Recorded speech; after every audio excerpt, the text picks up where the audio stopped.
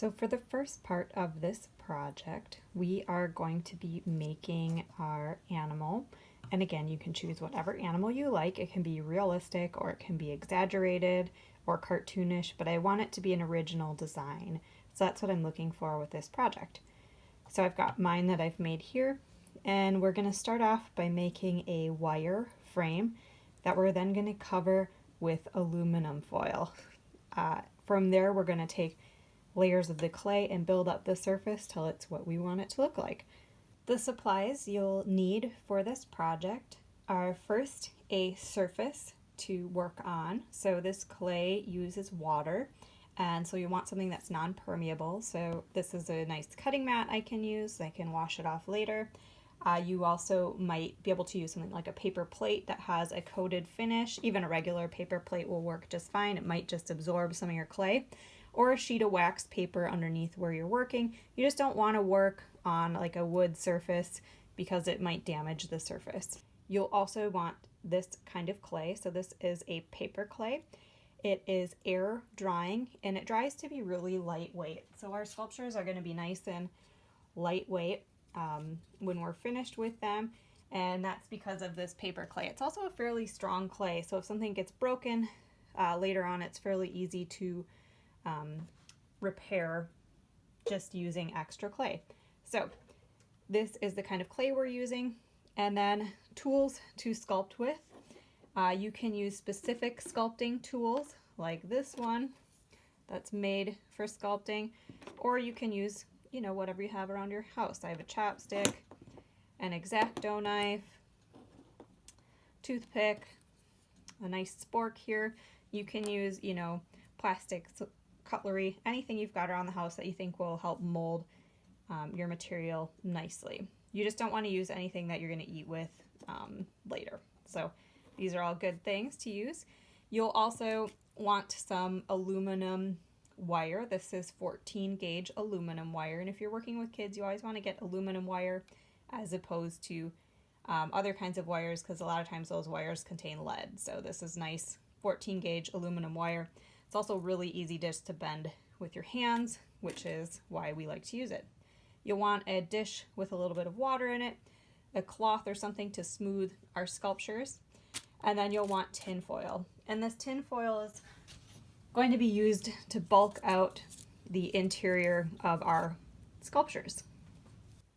So for the first step of this project, what I'd like you to do is come up with an idea, and you can choose any animal and you can work either fairly realistically. So if you wanted this to look exactly like the animal you're looking to replicate, you can find some great reference images and make a sketch based on that. Or you can come up with a kind of exaggerated or animated version of your animal as well. So I've got a cheetah right here. Oops, I forgot a tail on my cheetah. That's really important. I've got a cheetah right here. We should probably add a tail here as well. There we go. And I've got a fun little alligator here. And I did this one front and side view just so that I could get an idea of how I'd work it out in space. And then this guy, I just did kind of 3/4 view so that I can kind of see how he would work in space as well. And with these, I want to think about, do I have enough points of contact with the ground that the animal is going to balance? Like this one, I'm actually going to put wire a little bit farther than the bottom of this cheetah's foot so that I can mount it to a square piece of wood later on. And this guy, the tail is actually going to help balance out the form. Otherwise, he wouldn't be able to balance on those 2 feet. So there's things you're going to have to think about when you're making this. If you're doing something like a deer, you're going to want to make sure it can stand on its own. So once you have your sketch finished, refined, you've thought about how it's going to work, then you're going to take and make a sketch of how you're going to actually wire your form. So I've got my alligator here, and I just did a sketch. I would recommend doing these full scale, so the scale you want, and with the amount of clay you have. So I've got you guys kind of split up into 1/4 of a package of paper clay. With the amount of clay that you'll have, you'll probably want to keep your figures in the, 6 inches tall and smaller range, just so that you have enough clay to complete your project. So once I have my sketch finished, I'm going to think about how I'm going to build the wire frame for it. So for this one, I am going to build the main armature. I'm going to take wire and wrap it all around the main area. Take another wire here, wrap it around, pull it around, and then take wire and use that to support the snout too. So all of these things that are coming off the body, you'll want to have some kind of wire support for. If you don't, those things can easily break off. As you're building the clay can sag down. So that's just going to hold your form together really easily. So I want you to think about that. I've got the wire shown here with the black, and then where I'm going to bulk it out with tinfoil, I've drawn over with my blue marker. So that's just to show you how I'm thinking about building my animal. And I want to do that before I start, moving into the wire, just so I can get an idea of how it's going to sit on the surface. I did the same thing here. So for this cheetah, which I'm going to obviously add a tail to now, what I want to do is just think about how I'm going to use wire, and then I'm going to slightly bulk it out with tinfoil before I add my clay. Now there's certain details, like for example, with this gazelle, I added the ears on. Those don't necessarily have to be bulked out with wire and clay. Same thing with the tail. But for these, since they're a little bit more fragile, I do have wire underneath those just to make sure they don't bust off really easily. So my next step is going to be kind of drawing out and laying out my sculpture, how I'm going to structure my wire and my tinfoil. So first I'll do my wire frame, which is represented by the black line within my little drawing that I've done exactly to the scale that I want to make it, and that's really important. So now I'm going to take my 14 gauge aluminum wire and compare it to my drawing I made. For this, I want it to be very strong underneath. So I'm thinking about how I am sculpting this wire in a way that's going to hold the structure of my sculpture.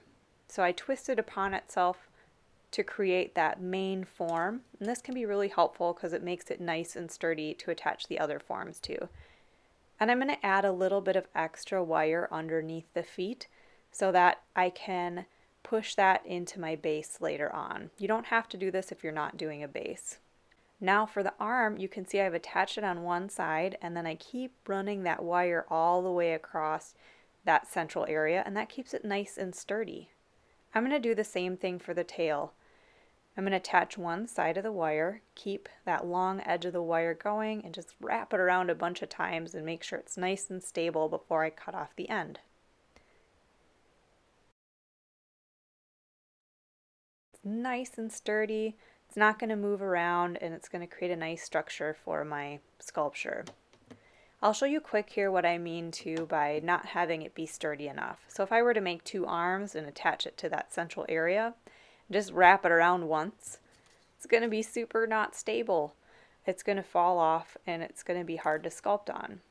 Now if I do the same thing, but I wrap it around that base multiple times, it's going to seem like overkill, but it doesn't matter because it's in the center of my sculpture and it's going to be covered in clay. Then it's much more sturdy. So now our wire frame is complete and we're ready to bulk it out with tinfoil.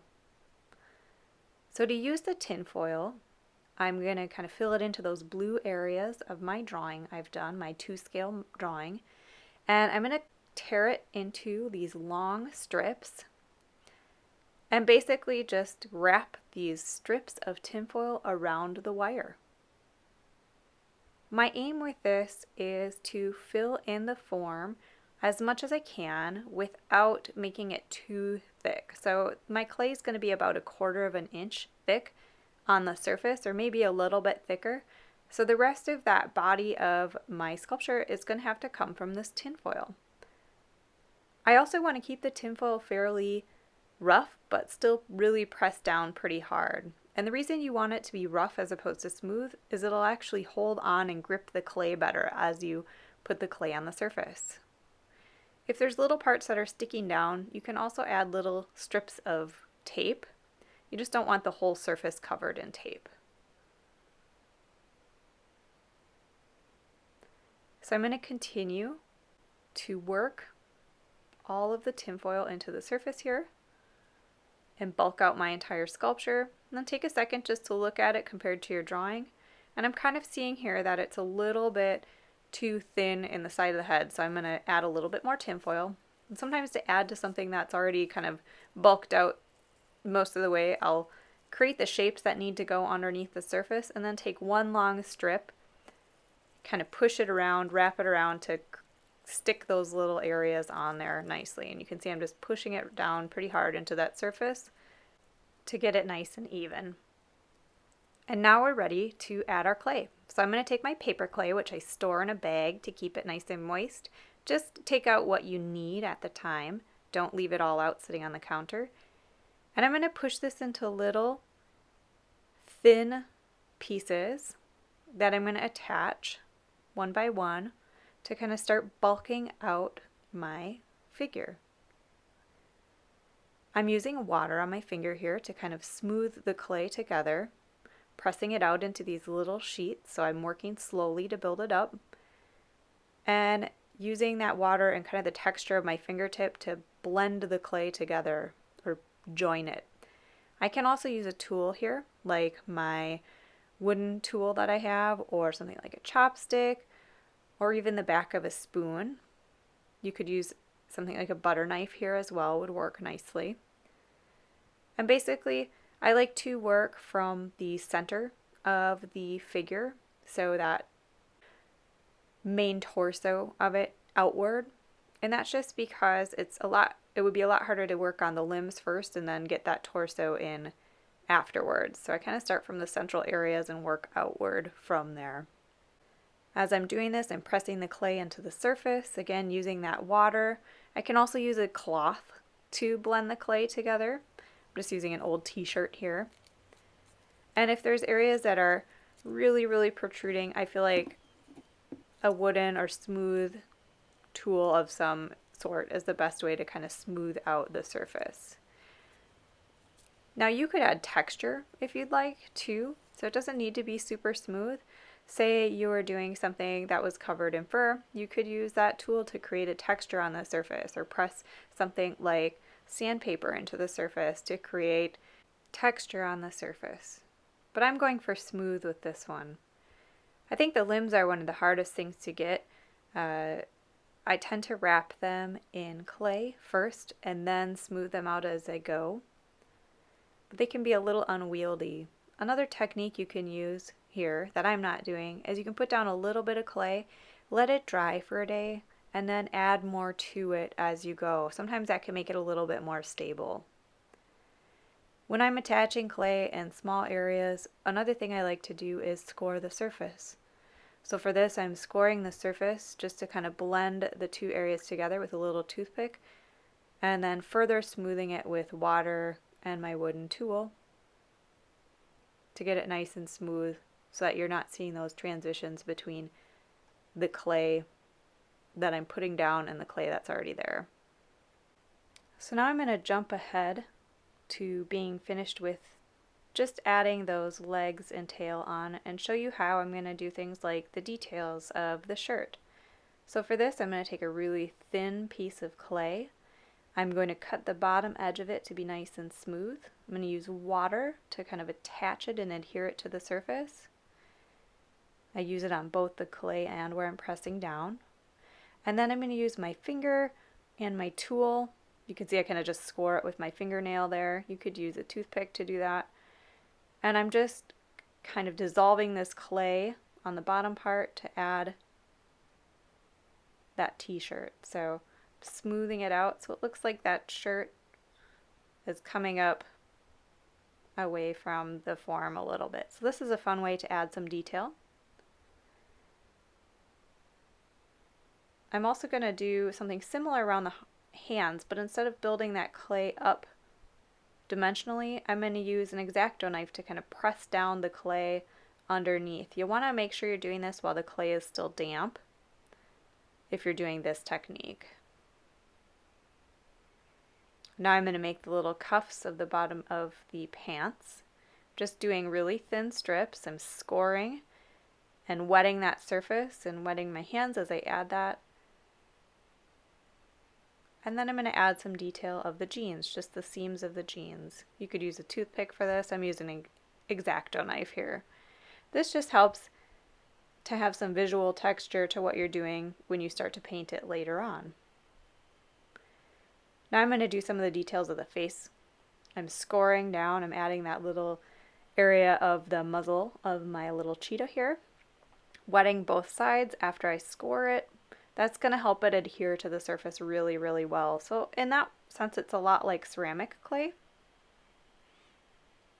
And then I'm using my tool to just kind of press into the surface. This is all still fairly wet, so I can still do that. If I were to let this dry in between, it would be really hard for me to press into the forms, but I could still build up on them. I'm building those eyebrows a little bit and using some water and my tool to smooth those out. Now I'm adding some of the details of the face and the chin. And next up is the ears. So for this I just form the shape of the ears, smooth it out with a little bit of water. And for this I can kind of either press it down really nicely into the surface, or I could score that and adhere it to. The nice thing about this clay is it does attach to itself when it's wet pretty easily, and even when it's dry. So if my head part was dry and I was attaching this, I'd still be able to attach it to the surface if I add a little bit of water underneath. So I'm going to create that second ear, smooth it out really nicely. Use my tool to get into some of those areas. A toothpick works well for this too. At this point I realize I forgot to put his feet on there, so I'm giving him some shoes here.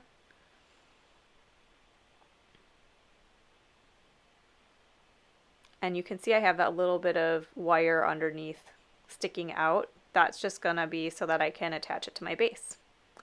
I'm going to make my little figurine a few accessories. I'm going to do a small palette. Just going to cut that out with an X-Acto knife. If you don't have an X-Acto knife, you can always use a piece of cardstock or heavy paper to cut out your forms too.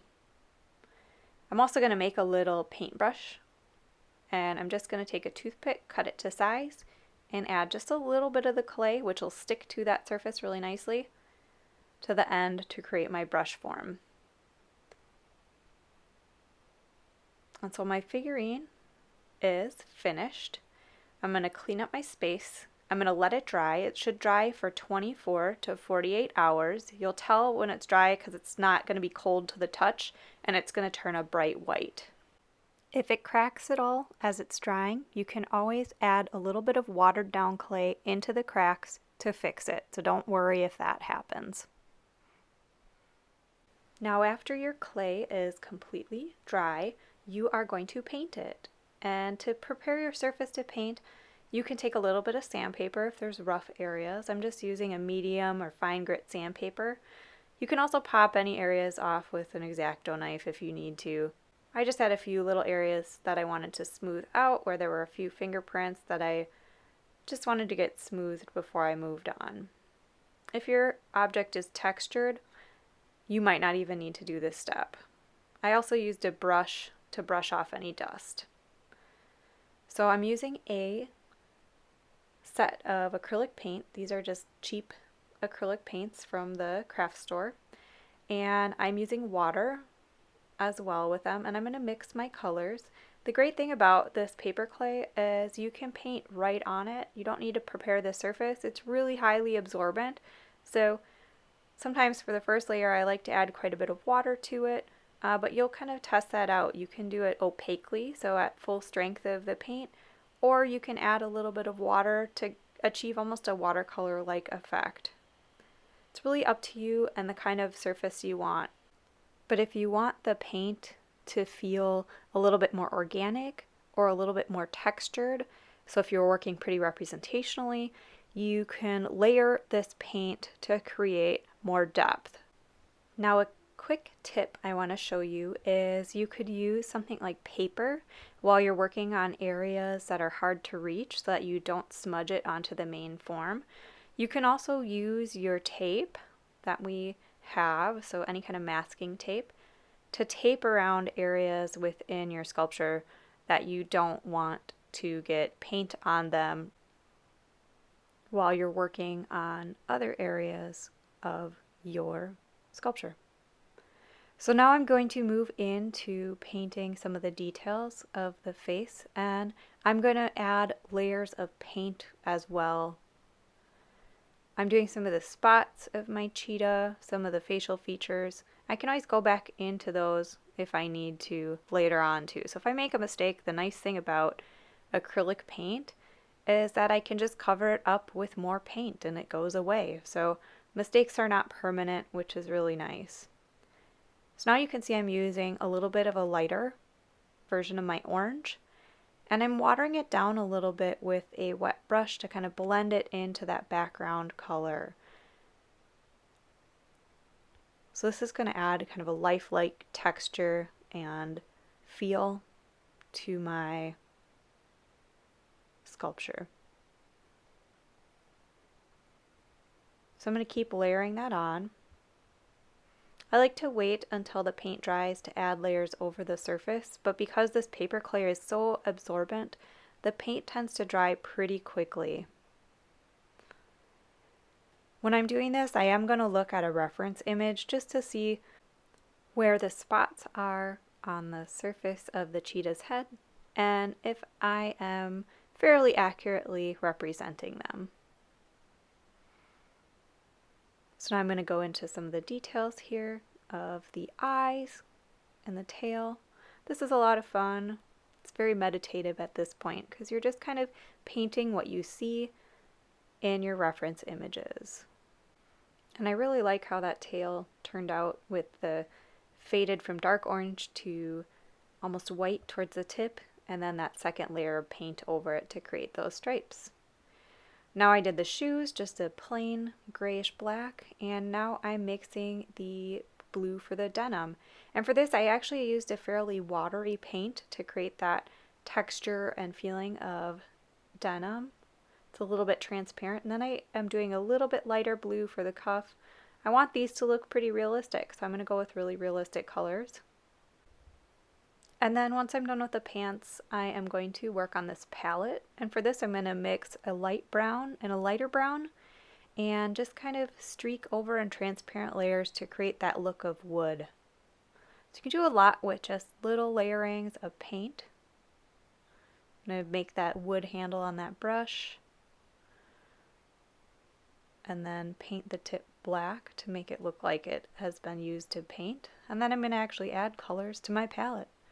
This is the fun part where you get to add a lot of detail. And I'll glue these on later once everything is dry. Now I'm going to mix a white-ish gray color for the shirt. And this part is really hard because I'm having to move all the way around my sculpture and try not to get areas covered in paint. If I do make a mistake, I can always paint over that with the other color to cover it up. And then I want stripes on my shirt, and this is actually super hard to do. I have to really keep moving my sculpture around as I work on it and work in small sections. If I really wanted to plan ahead, I could always really lightly in pencil mark these out, but I like to live life on the edge and just eyeball them. If I did make a mistake, I could just use some of that white and paint over the stripe once it's dry too. So if you do end up getting paint somewhere it's not supposed to be, it's not the end of the world. Just remix the color and cover it up. It's one of the nice things about acrylic paint. So I'm going to finish these stripes on here. They took a while, as you can see.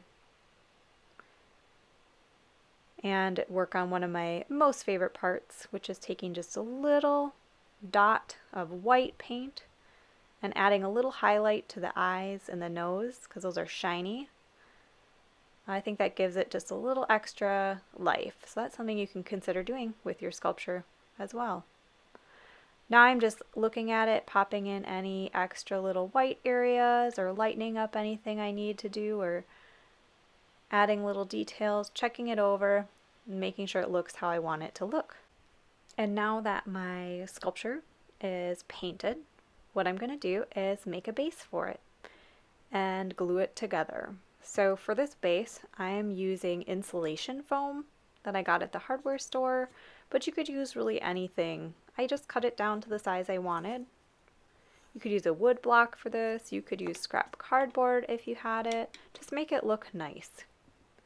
Then I'm going to push down into the surface because I've got that extra little piece of wire hanging out from the bottom, and it's going to make divots. And this is what I'm going to glue in to get this to stick into the surface. Now ideally my wire would stick out just a little bit further than what I left it as, but this will work. Now I'm going to push that down, make sure it sits well and that it balances well, and then I like to use hot glue. You could also use pretty much any glue you have on hand at home. You just might need to hold it in place longer if it's not an instant glue like hot glue. Now I'm going to glue my paintbrush and palette down. And if you're using regular glue, you can just tape it into place while it dries. And when it's dry, enjoy your sculpture.